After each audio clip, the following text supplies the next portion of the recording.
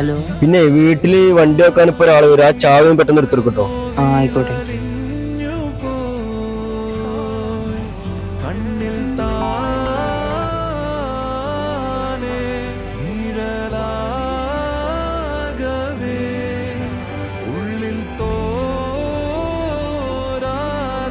Hello. എന്നോടൊരു car ഏൽപ്പിച്ച് എനിക്ക് മര്യാദക്ക് ചെയ്യാൻ പറ്റില്ല, അല്ലെങ്കിൽ ചാവി എടുക്കത്തിന് എത്ര സമയം എനിക്ക്? ഞാൻ ഇവിടെ പണിയിൽ ഇനി പുറത്തേ.